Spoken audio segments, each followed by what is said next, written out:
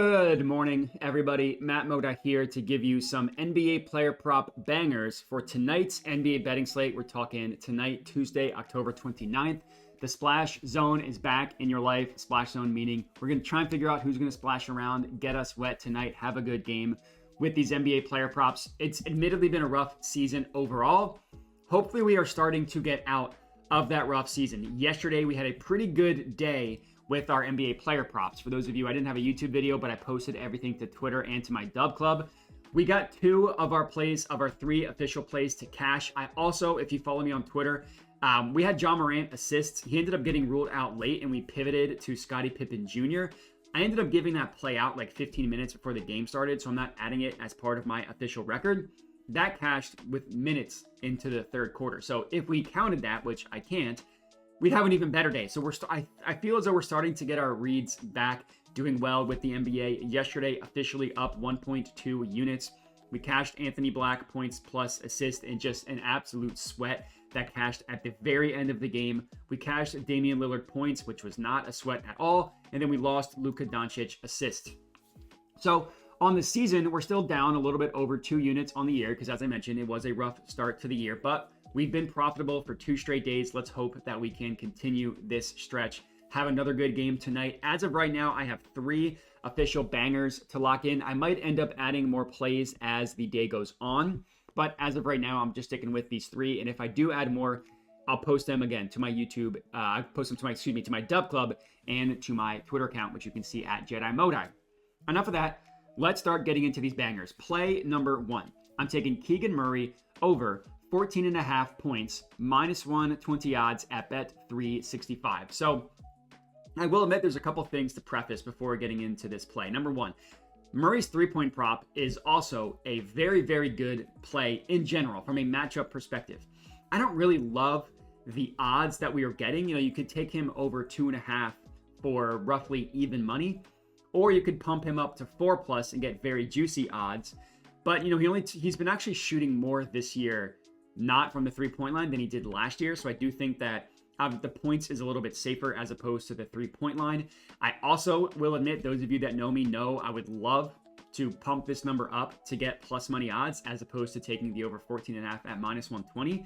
But when I looked at the board this morning and I looked at all the odds, nothing really made sense from a pumped up number. You'd have to get them all the way up to 20+, which is a little bit too rich for my blood. So that's kind of what led me to the over 14.5. If it cashes, none of that stuff will matter. But if you wanted to dart throw 4+ made 3-pointers plus 200, something like that for half unit, I wouldn't blame you. If I play that, I'll let you guys know. Either way, absolute smash matchup for Keegan Murray against this horrific Jazz defense. It's the perfect matchup for him specifically, the ways in which he scores. And it's just a nice buy low spot on Keegan Murray as well. But you look at the Jazz.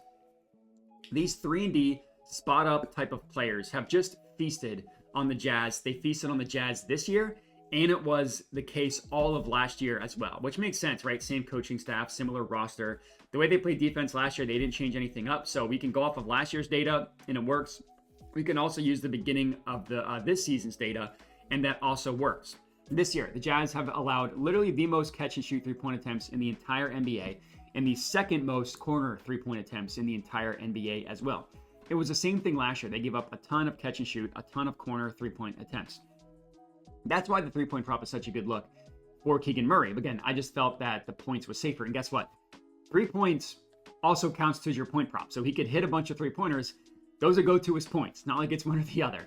But Keegan Murray, he leads the Kings in catch and shoot 3-point attempts this year, and he's tied for first in corner 3-point attempts. He's tied with Kevin Huerter with the most corner 3-point attempts on the Kings. But just look at what these types of players have done against the Jazz this year. First game of the year, Santi Aldama, 27 points, 5 made 3-pointers. Same game, Desmond Bane, who gets a much better player than than Keegan Murray. Still a similar play type. 24 points on 4 made threes. Next game against the Warriors, Buddy Hield, 27 points on 7 made 3-pointers. And then last game, which was last night, Klay Thompson, 18 points, 4 of 11 from deep. PJ Washington, who's also similar scorer to Keegan Murray, had 12 points. And that was with going 0 of 4 from deep. So 12 points while not making a single 3-pointer. We'll take that. with the Keegan Murray props. And I understand, going back to last year's data is not always perfect, but just look at what Keegan Murray did against the Jazz last year. He hit 15 points in all 3 games against the Jazz last year. In those 3 games, 15 in one game, so just would have cashed, but that still counts. 47 and then 25 points against the Jazz last year. In those same 3 games, 4, 12, and 5 made 3-pointers. So a lot of stats I gave you about why this is a good 3-point prop as well, but you look at Keegan Murray's shot chart to begin the year, he's still taking a lot of threes, but he's taking more non-3-pointers than he did last year. So maybe he's showing more skills off the bounce. Maybe with DeMar DeRozan, he just doesn't have as much space than he did last year because DeMar's a good player, but he kind of condenses the court because he doesn't shoot. So we're still trying to figure out kind of what's what from last year to this year. But regardless, Keegan Murray is going to score 15 points tonight. It's going to cash out this banger for us. Next up, play number 2, Brandon Ingram, 20-plus points, plus 105 odds at FanDuel. I like this as a nice bounce-back spot for Brandon Ingram. He cashed this in the first 2 games of the year, 33 points in Game 1, 21 points in Game 2, and then, then he missed it in his 3rd game of the year. Also happened to be the same team that he played in his 2nd game. Played the Blazers in 2 straight games, cashed it once, missed it the 2nd time. Personally, I never know what to do in these types of games where teams play each other literally in back-to-back games. Not necessarily back-to-back nights, but 2 straight games. The Blazers and the Pelicans played each other. I never know what to do in those games, but either way, that's not the point here. The point here is I like the Brandon Ingram point prop tonight. He hasn't shot particularly well this year, despite the fact that he missed it, despite the fact that he's cashed it in 2 of 3 games. One game he shot 8 of 20 from the field. Another game he shot 7-17. The 7 of 17 was last game. So last game, 7 of 17. That was also the last game was the only game in which Brandon Ingram has cashed his assist prop on the year. So it kind of makes sense. Like 2 games in which he went over his point prop, went under his assist.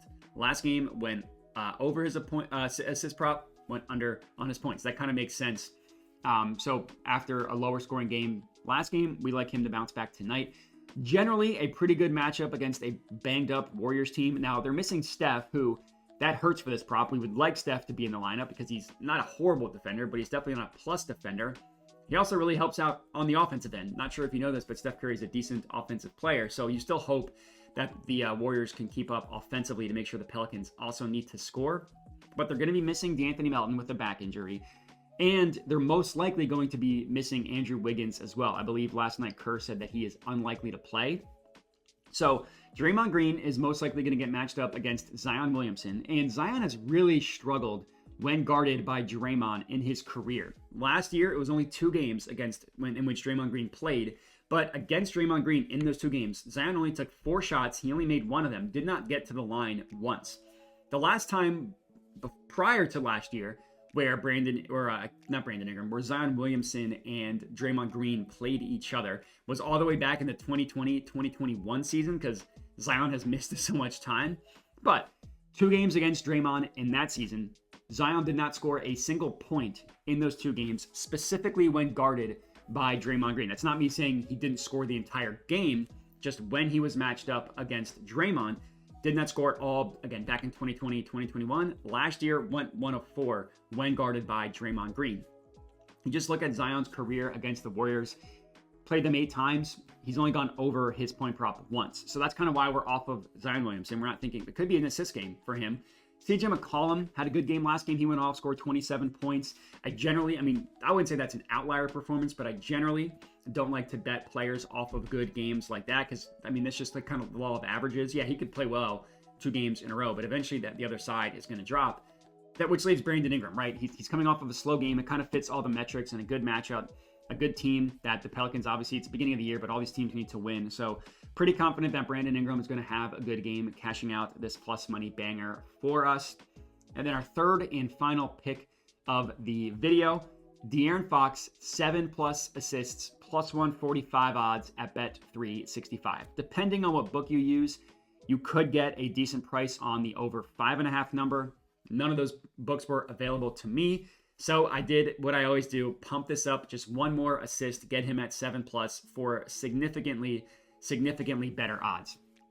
And going back to this Jazz-Kings game, which we already had the Keegan Murray prop, hopefully we get a bunch of assists from Fox to Keegan Murray. That would be amazing. But Point guard assist props have been a gold mine against the Jazz all of last year, and that's continued to be the case this year as well.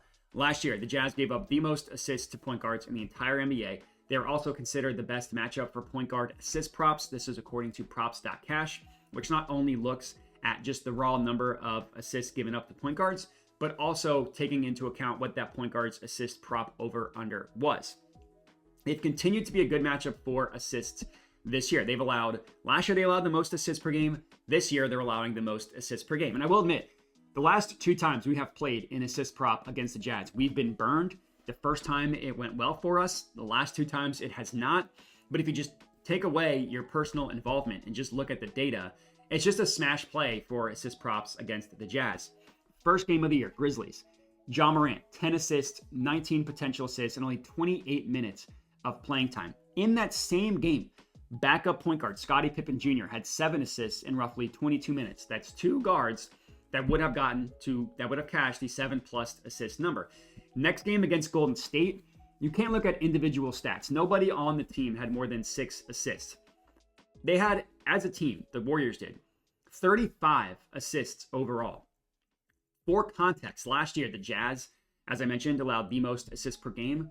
They allowed 29.8. So the Warriors as a team went like 5 assists above the team that allowed the most assists last year. The problem was they just spread that love around. Nobody, I mentioned, nobody had more than 6 assists, but so many players racked up assists on the Warriors. That's a rare occurrence. Like generally you don't see assists that spread out on a team.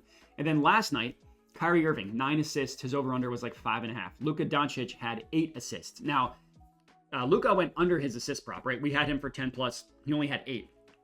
But that's 17 combined assists from the 2 high usage guards on the Mavericks, both of whom got to at least the 7 number that we need Fox to get to tonight.